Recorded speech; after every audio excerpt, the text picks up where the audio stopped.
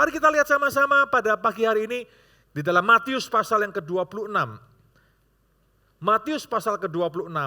Saya mau bicara kepada saudara mengenai the agony of Christ. Penderitaan Kristus, saudara. Mengapa? Karena saya percaya, saya tahu bahwa dunia ini sedang menderita. Dunia kita sedang menderita hari-hari ini. Dan kalau mungkin ada di antara kita, Bapak Ibu semuanya, yang sedang dalam pergumulan mungkin hari ini, sedang dalam sebuah permasalahan hari ini. Saudara, apa yang kita alami itu Kristus sudah alami terlebih dahulu. Amin. Dia telah mengalami apa yang kita alami. Oleh karena itu ada pujian mengatakan dia mengerti, dia peduli segala apa yang kita alami. Memang betul saudara, mengapa? Karena apapun yang kita alami hari ini, jangan pernah lupa bahwa Kristus telah mengalaminya terlebih dahulu. Kalau Anda berkata bahwa aku adalah orang paling malang di dunia ini, seperti lagu dangdut katakan seperti itu saudara, ya kan? Tidak sebetulnya. Saudara bukan orang paling malang di dunia ini, mengapa? Karena paling malang, yang termalang adalah Kristus itu sendiri. Karena dia pernah mengalami lebih daripada apa yang kita alami. Kalau Anda hari ini berkata bahwa aku adalah orang yang paling menderita di dunia ini. Saudara, kenyataannya bukan. Ada lebih banyak yang mungkin lebih menderita dari saudara dan saya. Dan yang paling menderita daripada semua orang di dunia ini adalah Kristus sendiri. Karena dia juga pernah mengalami bahkan lebih daripada apa yang kita alami hari ini. Jadi penghiburan untuk kita semuanya, Bapak Ibu Saudara-saudari, bahwa apapun yang kita alami hari ini, itu masih ada ukurannya. Amin? Ya, itu masih ada ukurannya. Masih ada takarannya. Saudara, kalau semuanya itu tanpa ukuran diberikan kepada kita, maka saya percaya kita nggak akan sanggup. Ya, saya percaya hari ini kalau kita masih ada di tempat ini, masih sadar, masih bisa bersama-sama memuji menyembah Tuhan. Ya, kita hari ini masih sehat, kita tidak berakhir di menur, saudara. Tahu ya menur ya, saudara ya. Itu artinya Tuhan sayang kepada kita. Amin. Itu semuanya artinya masih ada takarannya semuanya. Mengapa? Karena semua itu, semua yang tanpa takaran itu, semua yang di agony, penderitaan, pergumulan terhebat, telah ditanggung oleh Kristus sendiri di dalam penderitaannya. Mari kita lihat sama-sama Matius pasal 26. Saudara, saya kasih judul khotbahnya hari ini, psikologi Getsemani. Kita mau melihat apa yang Tuhan Yesus, apa yang terjadi kepada Kristus ketika dia ada di taman Getsemani. Sebuah peristiwa yang sangat indah sekali. Tapi mari kita perhatikan saudara, kejiwaan, kondisi psikologi atau kejiwaan Kristus, apa yang dia alami di sana. Dan kalau Tuhan Yesus saja mengalami ini untuk kita, maka apa yang kita alami hari ini tidak ada artinya. Masih semuanya di dalam kekuatan kita untuk menanggungnya. Amin. Ya, Filipi 4 ayat 13 katakan demikian, bukan saudara? Dia Allah yang memberikan apa? Kekuatan kepadaku untuk menanggung segala sesuatu yang harus aku tanggung. Matius pasal 26 ayat 36. Maka sampailah Yesus bersama-sama murid-muridnya ke suatu tempat yang bernama Getsemani atau Getsemani. Saudara, lalu ia berkata kepada murid-muridnya, duduklah di sini sementara aku pergi ke sana untuk berdoa. Getsemani adalah sebuah taman yang penuh dengan pohon-pohon zaitun. Kalau saudara pernah ke sana, nanti ya kapan ya, saudara ya, di sana ada 12 pohon zaitun di taman Getsemani hari ini. Dan diperkirakan ada salah satu pohon di tengah itu adalah pohon yang berusia sekitar 2000 tahun lebih, dan itu adalah tempat di mana Tuhan Yesus berdoa. Di sebelah taman itu sekarang ada gereja, saudara. Dinamakan sebagai gereja segala bangsa. Getsemani berasal dari kata Getsemani, adalah tempat pemerasan, ya, tempat pemerasan buah zaitun. Mungkin ini bukan budaya kita, tapi mari saya cerita sedikit, saudara, ya. Karena ini melambangkan apa yang Kristus alami hari ini. Dan ia membawa Petrus dan kedua anak Zebedeus sertanya. Maka mulailah ia merasa sedih dan gentar.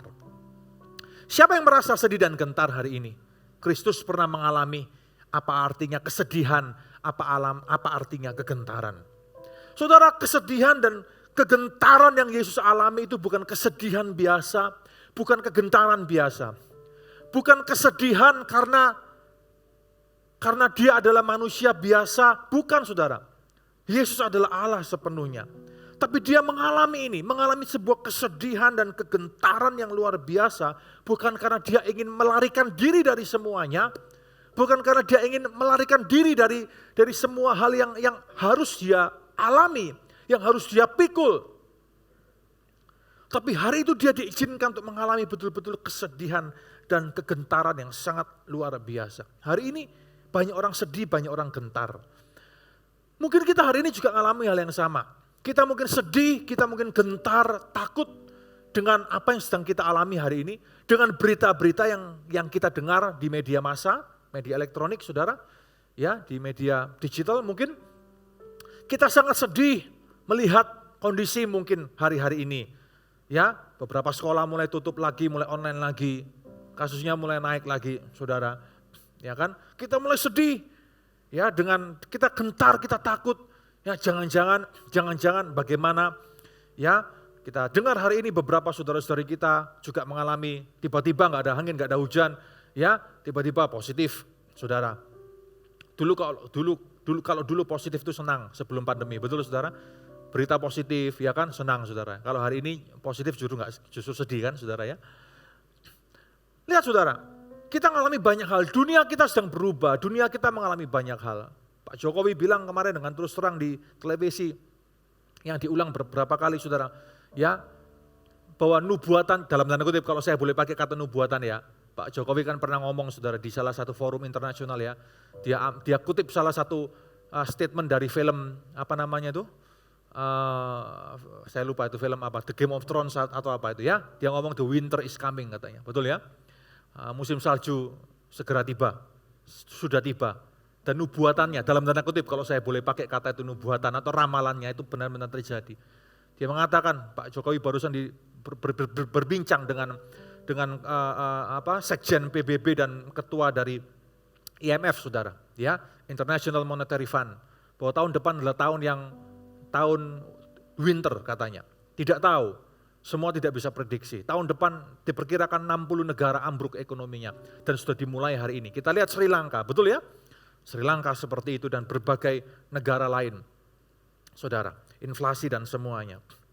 Saudara, itu kabar-kabar yang mungkin membuat kita akan gentar dan sedih. Ya, membuat kita sedih dan gentar. Kita melihat pandemi belum selesai, ya kan, kemudian muncul penyakit-penyakit yang lain, betul? Cacar monyet hari ini, WHO sudah bilang bahwa ini adalah sebuah pandemi juga, dalam tanda kutip, ya penyebarannya begitu masif juga. Indonesia sudah masuk. Kita melihat kenyataan-kenyataan kehidupan kita setiap hari.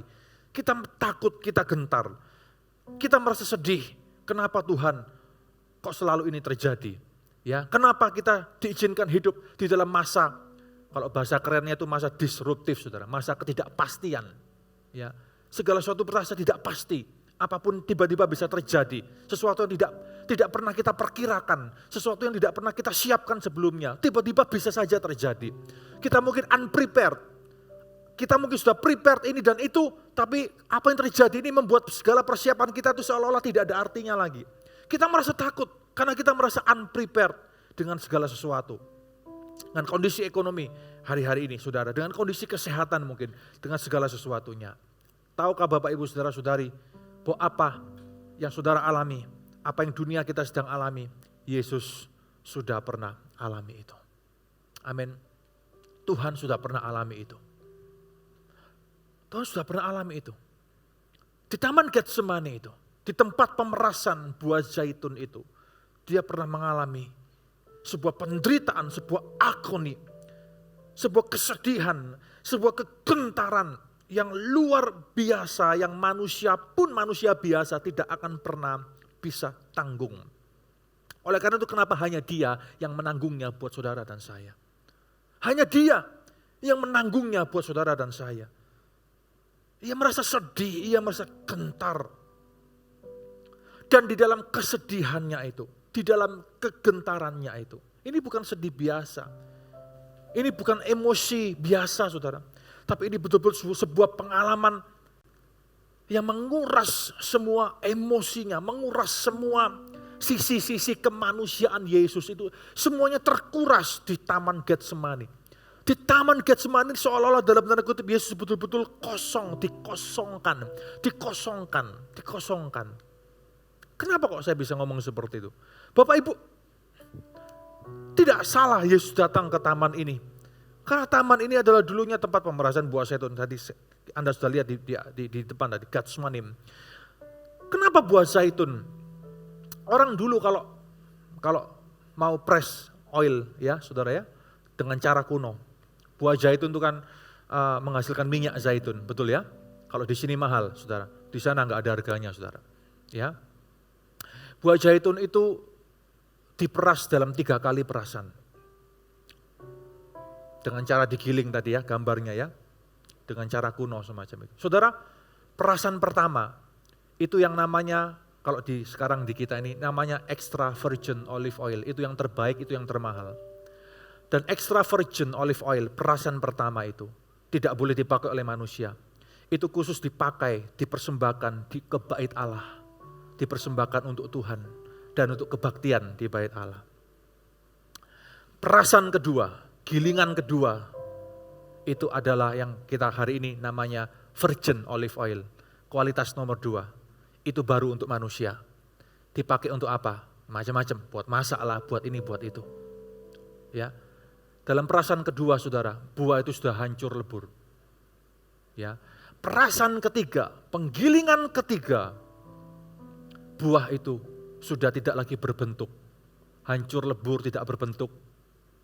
Gone.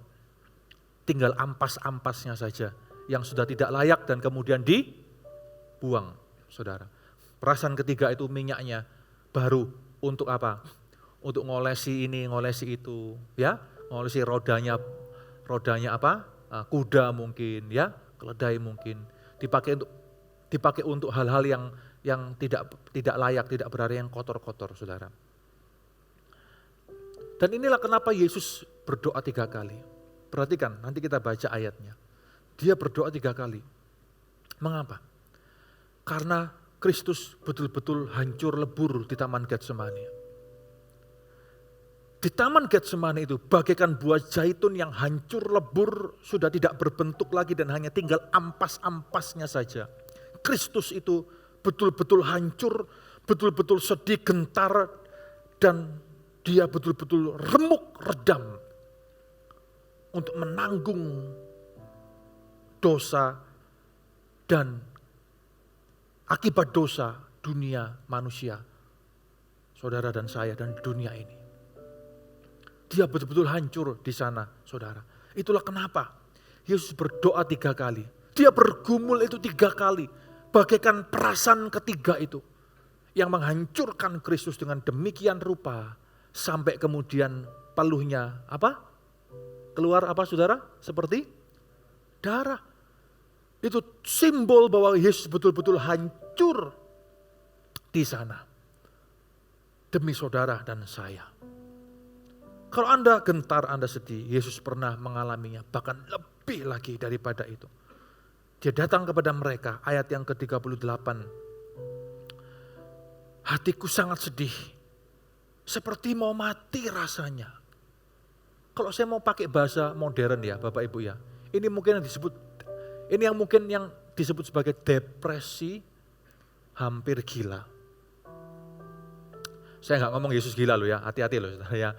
Saya cuma mau pakai bahasa modern kita. Ini yang disebut sebagai depresi yang hampir gila. Ada yang depresi hari ini? Ada orang-orang yang ketakutan tuh sampai stresnya sampai depresi, ada. Apakah ada saudara Anda, keluarga Anda, teman Anda mungkin yang mengalami ini? Bawa berita baik hari ini kepada mereka. Amin, saudara. Karena kita masuk dalam bulan kan, go and make disciple. Menginjil itu artinya membawa kabar bukan hanya mengenai kematian, kebangkitan Yesus, tapi membawa setiap berita kehidupan Yesus. Dan juga penderitaan Kristus, the agony of Christ. Kepada keluarga saudara, kepada teman-teman saudara yang sedang mengalami stres dan depresi berat hari ini. Yang sudah hampir gila mungkin, karena masalah keluarga, masalah pernikahan, masalah ekonomi, masalah apapun juga. Oleh karena itu hari ini kalau kita masih sadar Bapak Ibu ya, kita masih sehat ya, kita masih tune in ya saudara ya, masih lurus ya. Ini semuanya oleh karena kasih karunia Tuhan, amin. Semuanya kasih karunia Tuhan hidup ini. Anda mau buat apapun juga, tidak akan bisa kekuatan manusia. Dengan kekuatan manusia. Hatiku sangat sedih, aku seperti mau mati rasanya. Depresi. Seperti depresi yang begitu berat. Saudara mungkin pernah mengalami pergumulan, enggak ada sepersekiannya dengan apa yang Yesus alami. Dia diizinkan mengalami diagoni seperti itu. Tinggal di sini, berjaga-jaga dengan aku, tinggal di sini. Kenapa Yesus bawa 3 muridnya? Bukan karena Yesus takut, saudara. Dia raja segala raja, apa yang dia takutkan? Enggak ada. Tapi dia mau kasih contoh kepada kita. Bahwa di dalam penderitaan, di dalam pergumulan, di dalam masalah, jangan jadi lone ranger, jangan jadi Rambo. Kita perlu teman, kita perlu sahabat. Kita perlu seseorang untuk berbagi. Amin. Saudara jangan hadapi seorang diri. Tentu teman itu tidak sembarangan. Tentu seseorang untuk berbagi itu tidak sembarangan. Kemudian diceritakan kemana-mana, tidak. Tapi minimal ada saudara-saudara seiman yang dekat dengan saudara, tempat saudara berbagi. Itulah mengapa mulut kita sampai berbusa selalu ajak saudara semuanya untuk ayo tergabung di dalam connect group, ayo tergabung dalam kelompok sel ini. Kenapa? Supaya saudara punya teman. Kalau Yesus saja dalam penderitaannya pingin berbagi kepada 3 muridnya ini, ring satunya ini saudara. Jangan sombong, bahwa aku bisa semuanya, aku tidak perlu siapa-siapa. Justru itu yang membuat kau depresi, karena engkau tidak punya siapa-siapa. Saudara harus punya teman yang baik, sahabat yang baik, connect group lah tempatnya. Saudara harus punya seseorang untuk berbagi, 2 orang, 3 orang lingkaran terdekat saudara, untuk saudara berbagi apa yang saudara alami. Amin. Saudara, ya seseorang yang saudara bisa percaya. Tuhan percaya kepada 3 orang ini. Apakah karena 3-3-nya ini Petrus, Yohanes, Yakobus ini orang yang spesial? Tidak, kita tahu bagaimana mereka. Betul saudara? Yang satu nanti mengkhianati Yesus. Yang satunya lari, yang satunya tetap tinggal. Saudara lihat. Tapi Yesus mau berbagi kepada mereka. Karena dia mau kasih contoh kepada kita. Tinggal di sini, berjaga-jaga dengan aku. Dalam permasalahan saudara, dalam pergumulan saudara, dalam your agony, Anda perlu teman untuk berbagi saudara, Anda perlu orang lain. Amin. Jangan hidup seorang diri, jangan hidup lepas dari fellowship, koinonia fellowship dari saudara-saudara seiman. Kita perlu saudara-saudara seiman untuk saling menguatkan. Amin. Oleh karena itu, betul-betullah belajar untuk menjadi seorang sahabat yang baik, menjadi seorang teman yang baik bagi saudara-saudaramu yang lain. Amin saudara. Minimal saudara bisa doakan, minimal saudara bisa ucapkan kata-kata yang indah, kata-kata yang menguatkan. Bukan cuma indah tapi menguatkan hati. Doakan. Maka ia maju sedikit ayat 39, lalu sujud dan berdoa. Ia maju, ini adalah doa yang pertama. Seperti perasan pertama itu saudara. Dia berkata, ya Bapakku. Dalam doanya, doa yang penuh dengan emosi. Doa yang penuh dengan kegentaran. Dia berdoa, ya Bapakku. Jikalau sekiranya mungkin. Biarlah cawan ini lalu daripadaku. Kalau mungkin lalukan.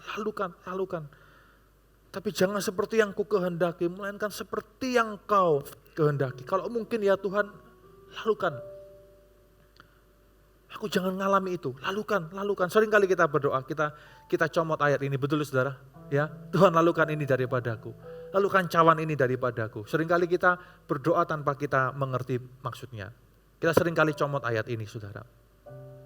Tapi dia berkata juga, jangan seperti yang ku kehendaki, tapi seperti yang kau kehendaki. Kenapa Yesus ngomong seperti ini? Karena dia tahu bahwa dia tidak mungkin lari dari kenyataan. Bahwa dia tidak mungkin lari dari kenyataan dan itulah kenyataan, fakta, realita yang harus dia jalani. Saudara, kita mungkin tidak bisa lari dari kenyataan kehidupan kita. Kita mungkin tidak bisa lari dari realita fakta yang sedang kita hadapi hari ini. Seperti Yesus. Jikalau mungkin, sekiranya mungkin. Bukan berarti Yesus tidak mau mati untuk kita. Bukan saudara. Tapi dalam sisi kemanusiaannya itu dia berkata, Tuhan kalau mungkin lakukan. Tapi dia tahu tidak mungkin. Pernahkah saudara mengalami satu kondisi di mana kalau bisa nih lewat tapi tidak bisa. Itu harus saudara jalani, itu harus saudara alami. Itu harus saudara alami. Karena itu adalah kehendak Tuhan bagi saudara.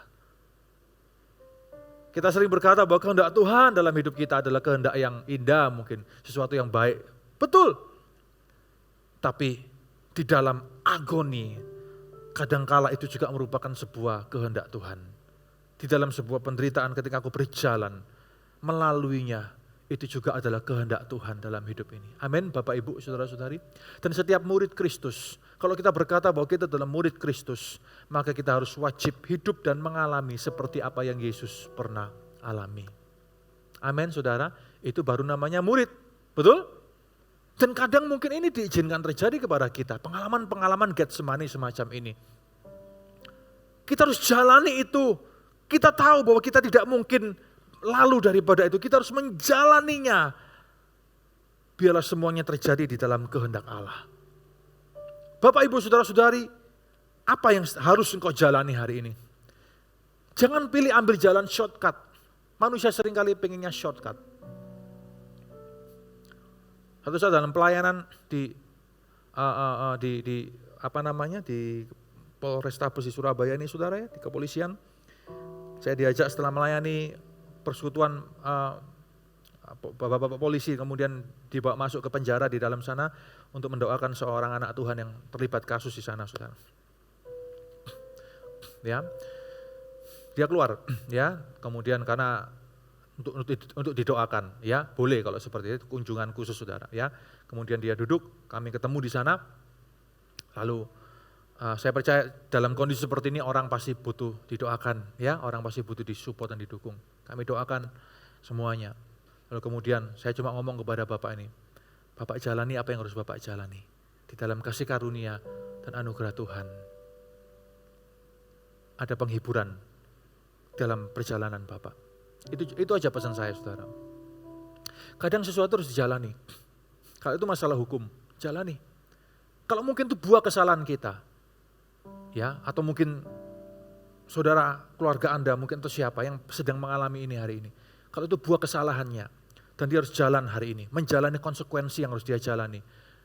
Disiplin mungkin, sanksi mungkin, atau mungkin penghukuman seperti itu. Saudara ya, it's okay, harus dijalani. Seringkali kita pengennya shortcut, betul nggak saudara? Kita ambil cara shortcut. Bagaimana ya? Saya akan ngomong terbuka aja saudara ya, keluarga Bapak ini ya. Istrinya dan anaknya, coba gimana pikirkan, gimana caranya, aduh dikeluarkan cepat, ayo kita mau berapa, ngediap saudara, ya kan, coba ayo mau berapa puluh juta, berapa ratus juta, saudara mau berapapun habis, betul, kadangkala kita nggak bisa buat apa-apa, kadangkala kita harus membiarkan bahkan seseorang yang kita sayangi, seorang yang kita kasih harus berjalan melalui salib yang harus dia jalani dan kita seolah-olah tidak bisa buat apa-apa. Karena itu adalah kehendak Tuhan dalam kehidupannya. Amin Bapak Ibu. Justru kalau kita coba lakukan ini dan itu, cara-cara yang gak benar, kita malah akan kebulut-bulut masalah yang baru lagi nantinya. Jangan. Kadang-kadang sesuatu harus dijalani. Yesus tidak pernah lari dari kenyataan kehidupan ini. Yesus tidak pernah lari dari Taman Getsemani itu. Dia tidak pernah lari dari kenyataan. Dia tahu realita apa yang harus dia hadapi. Dia tahu realita apa yang harus dia jalani untuk penebusan dosa manusia. Di dalam agoninya, dalam penderitaannya, dalam kegentarannya, dalam kesedihannya, dalam emosinya yang terkuras demikian rupa. Dia tahu apa yang harus dia alami, jalani. Dia tidak lari dari kenyataan kehidupannya. Yesus bukan pengecut, saudara. Tapi dalam sisi kemanusiaannya, dia berkata kepada Bapa, kalau bisa sih lalu, kalau bisa. Ini adalah cerminan kita sebetulnya. Kita juga sering ngomong seperti itu kan saudara. Tuhan kalau bisa lalukan, Tuhan kalau bisa lalukan. Tapi kita lupa koma di belakangnya, kalimat selanjutnya. Tapi bukan karena apa saudara? Kehendakku. Tapi karena kehendakmu. Artinya Kalau kehendak-Mu jadi, ya Tuhan, ya sudah. Kalau ini adalah betul kehendak-Mu, ya sudah, aku mau jalani. Kalau ini adalah kehendak-Mu, ya sudah Tuhan, aku harus jalani ini. Kita perlu belajar dari apa yang Yesus alami dalam hidupnya, saudara. Supaya kita diberikan hikmat dan kekuatan, cara yang benar untuk kita menghadapi the agony of the world, kesakitan dunia ini. Dunia kita yang sedang mengalami goncangan hebat ini. Banyak orang akan lari dari kenyataan. Banyak orang akan coba buat ini, buat itu. Semakin kreatif bagaimana caranya untuk lari dari kenyataan. Banyak orang akan menipu dirinya sendiri. Banyak orang akan buat ini dan itu supaya untuk menyelamatkan dirinya sendiri. Sekalipun caranya cara yang salah. Sekalipun caranya cara yang ilegal. Tapi banyak orang mungkin sekalipun dia orang Kristen akan ambil cara itu. Karena dia sudah gak tahu lagi apa yang harus diperbuat, saudara. Itulah mengapa dalam masa-masa sukar ini kita harus selalu dekat dengan Kristus. Amin. Kita harus selalu dekat dengan Yesus. Kita harus selalu baca firman-Nya, belajar dari hidup Yesus. Belajar bagaimana Yesus ketika dia menghadapi fase-fase kehidupan di dalam hidup Yesus. Itu yang harus kita contoh. Itu yang harus kita teladani. Kalau kita ambil tindakan-tindakan semau kita, maunya kita akan malah kebulut-bulut masalah lebih lagi.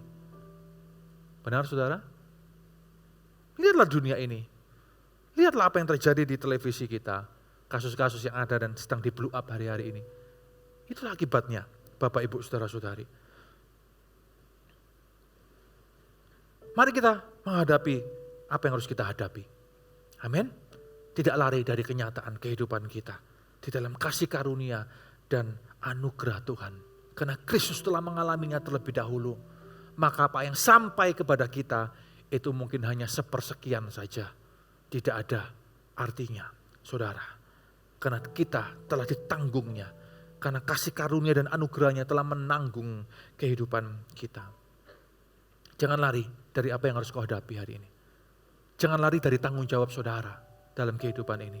Mungkin kau telah melakukan kesalahan. Oke, manusia semua bisa salah. Dan kalau hari ini kau harus menanggung konsekuensinya, tanggunglah itu. Jangan lari dari tanggung jawab. Amin. Jangan lari dari tanggung jawab. Entah itu apapun itu. Hutang piutang mungkin. Selesaikan. Jangan lari dari tanggung jawabmu. Jangan lari dari tanggung jawabmu. Selesaikan. Sekalipun ada konsekuensi. Dan buat beberapa orang mungkin konsekuensinya tidak mudah. Gak apa-apa.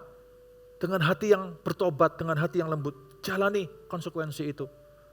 Pada waktu saya masih di Jogja, saya pernah ceritakan saudara. Seorang jemaat datang dari Surabaya pindah ke Jogja di sana. Dan dia ngomong, Pak saya pindah di Jogja ini untuk hidup yang baru. Memulai sesuatu yang baru.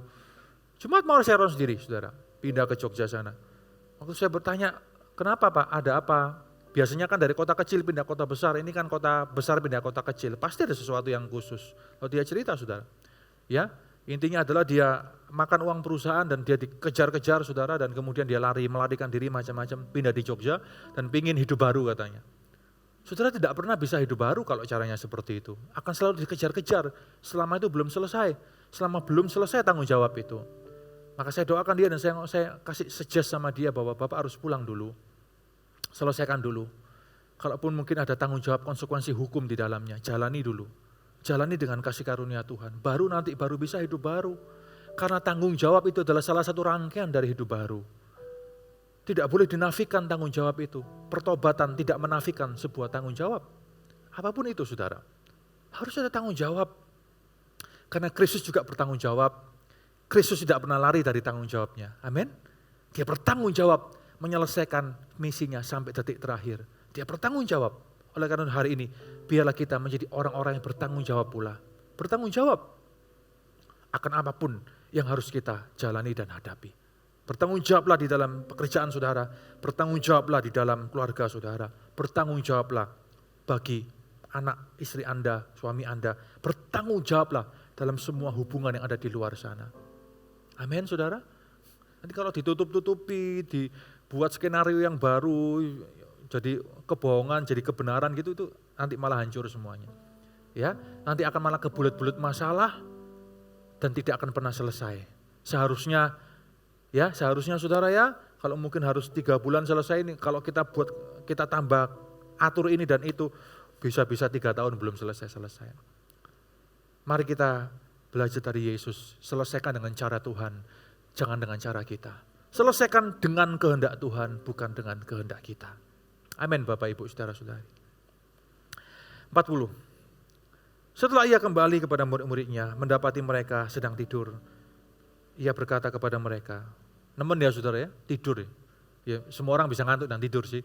Tapi sih masa sih mereka tidak ngalami, mereka tidak ngerti sih, mereka tidak bisa lihat sih apa yang Yesus sedang alami, apa yang guru mereka sedang alami. 3 tahun loh hidup bersama, betul? Deket banget hubungannya kan, tapi ngantuk ya saudara. Dia tidur. Kengantukan mereka itu mengalahkan rasa iba mereka melihat penderitaan Yesus. Masa sih tidak punya hati sedikit pun untuk lihat penderitaan yang semacam itu. Di mana perasaan mereka? Kalau saya kadang mikir saudara ya, di mana perasaan mereka ini? Apakah nafsu mereka, nafsu ngantuk mereka sudah mengalahkan rasa iba mereka, rasa sepenanggungan mereka dengan Yesus? Banyak orang sudah tidak punya lagi rasa sepenanggungan hari-hari ini kan. Banyak orang hanya lebih menuruti nafsunya saja saudara. Tidak mau lagi ada rasa sepenanggungan.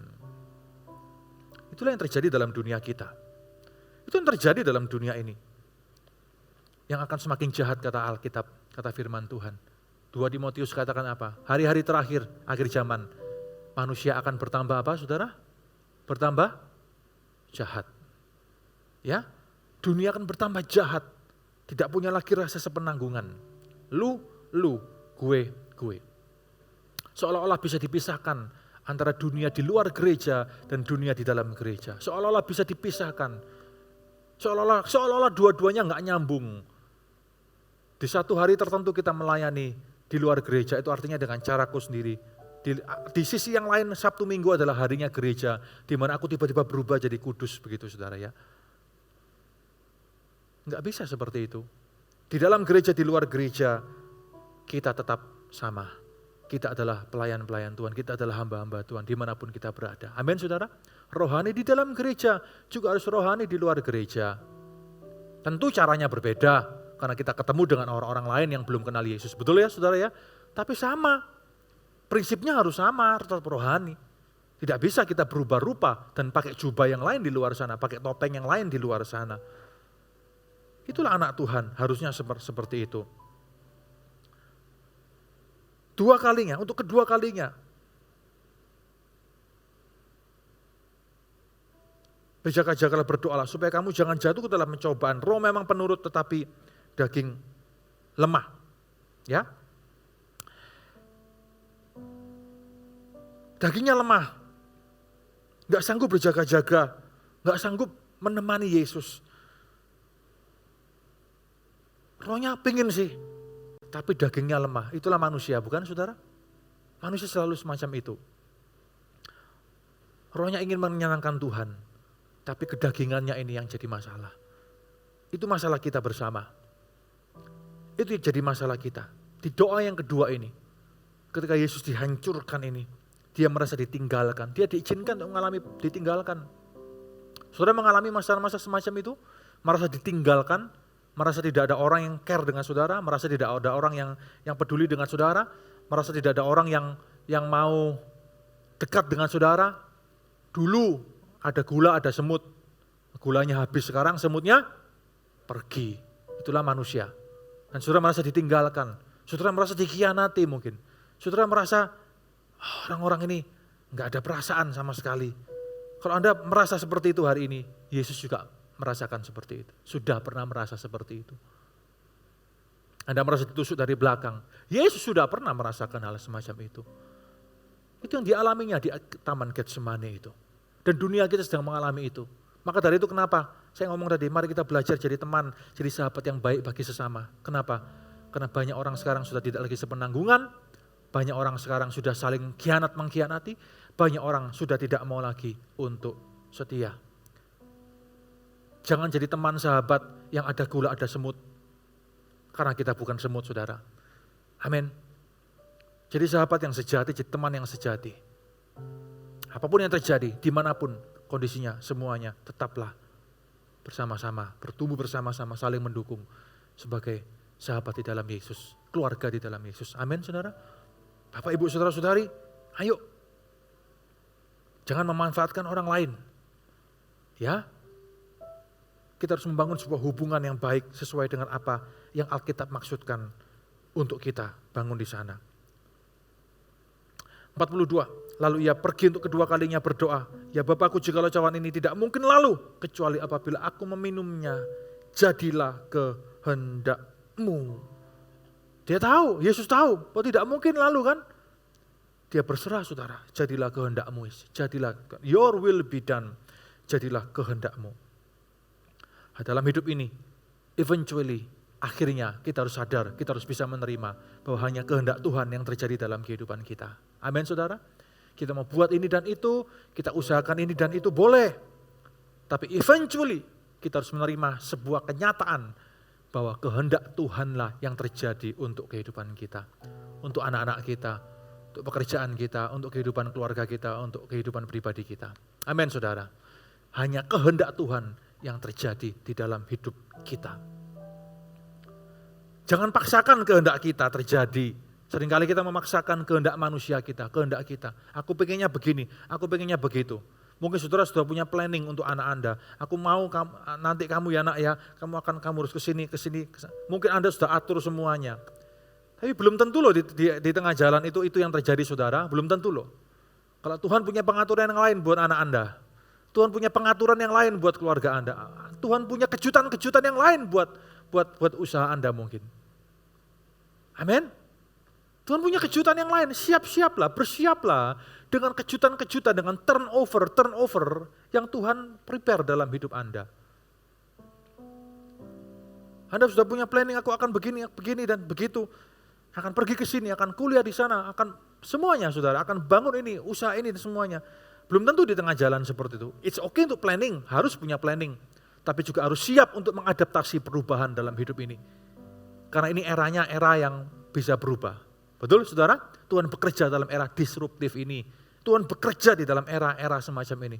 Untuk menunjukkan kita jalannya yang terbaik. Tapi apapun itu, kalau dari Tuhan, jalan itu pasti yang terbaik buat anak Anda, buat keluarga Anda, buat pekerjaan Anda, buat semuanya. Amin saudara. Aduh Tuhan, aku pengen anakku keluar negeri. Tapi kenapa kok terbukanya jalan di dalam negeri? Saya mau ngomong dengan saudara. Belum tentu lulusan luar negeri lebih hebat daripada dalam negeri. Masalahnya cuma satu kok. Orang tuh malas gitu aja loh. Kadang-kala lulusan luar negeri lebih bangga ya, lulusan luar negeri saudara. Saya pernah punya satu dosen, karena anugerah Tuhan dosen saya ini bisa kuliah di Hebrew University di Israel saudara. Ya kan? Sebelum dia berangkat ke sana, dia rasa minder. Kenapa? Karena dia banyak dengar, waduh orang-orang Israel itu pinter-pinter semuanya. Wah jadi apa ya? Waduh nanti dia akan minder, merasa nanti waduh paling jadi nomor terakhir di kelas nanti saudara. Tapi begitu sampai di sana saudara, dia kaget. Kenapa? Dia cerita kepada kami di kelas itu, dia cerita seperti ini. Ternyata, ya kan, orang-orang Israel yang ha-he-ho wake, saudara ya kan? Sama aja di mana-mana itu. Itu mental. Ya, saudara, mari kita betul-betul belajar daripada ini. Masalahnya cuma satu kok, rajin atau enggak gitu aja. Jangan minder karena apa yang saudara impikan tidak tercapai, jangan minder. Jangan minder, saudara. Ya, jangan minder. Belum tentu itu. Ya, semua status di dunia itu belum tentu menentukan. Dan ketika ia kembali pula ayat 43, ia mendapati mereka sedang tidur sebab mata mereka sudah berat. Kali ini betul-betul nyenyak tidurnya. Ia membiarkan mereka di situ, lalu pergi dan berdoa untuk ketiga kalinya. Dan mengucapkan doa yang itu juga. Sudah gak bisa ditolong lagi nih orang-orang. Betul-betul ngantuk dan tidur. Sudah. Dalam hidup ini akan ada orang-orang yang sudah akan sampai kapanpun tidak akan pernah bisa saudara andalkan lagi. Sudah. You are alone. Alone. Saudara akan mungkin diizinkan mengalami seperti itu. Mungkin keluarga saudara, kolega saudara, teman-teman saudara juga pernah sedang diizinkan mengalami hal semacam ini. Yesus betul-betul ditinggalkan. Betul-betul ditinggalkan bahkan oleh ring satunya sendiri. Dia sendirian dalam gerinda yang terakhir, lebur, hancur lebur, tak bersisa, hanya ampasnya saja buah zaitun itu, saudara. Dan ia datang kepada mereka dan berkata ayat 45, sudah tidur sekarang, istirahat saja. Lihatlah, dia sendiri saudara, gak ada yang menemani, tidak ada benteng lagi, tidak ada teman yang membela lagi, gak ada siapa-siapa lagi. Saudara, dalam hidup ini kita akan diizinkan untuk mengalami kadang kesendirian total.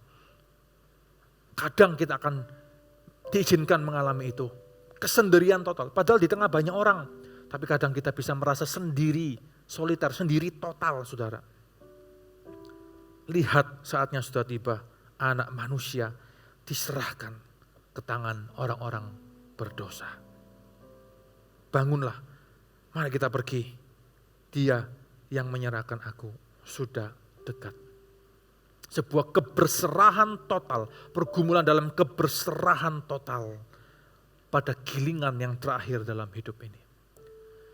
Yesus pernah mengalami, maka kita pun, kalau kita diizinkan untuk mengalaminya, ingatlah bahwa kasih karunia dan anugerah Tuhan itu besar untuk kita semuanya.